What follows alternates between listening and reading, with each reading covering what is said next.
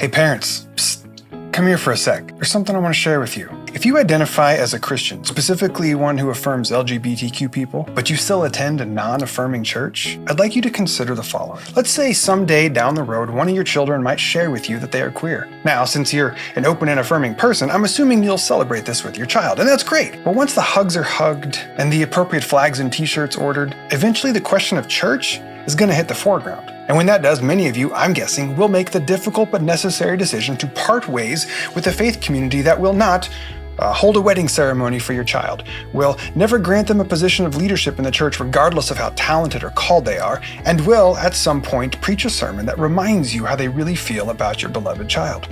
And so you will, I'm sure, choose your child over your church. And well, you should. That is the correct call to make, in my opinion. However, imagine this scenario instead. What if, instead of waiting until some future date when someone you love more than anything reveals to you that they are gay or lesbian, transgender, or some other sexual identity or orientation that your current church finds so incompatible with the family of God, what if, hang with me here, what if you left your church right now?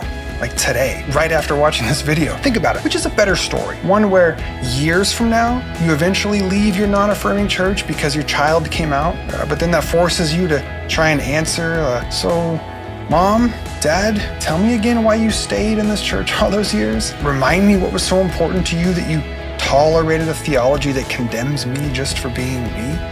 Or maybe a story instead, where you bravely and boldly align your internal convictions with your external reality, even when there's no personal impetus to do so, thus ensuring that at any point down the road, your children know, without a doubt, that you truly are a safe person for them. One who doesn't just talk the talk, but walks it as well.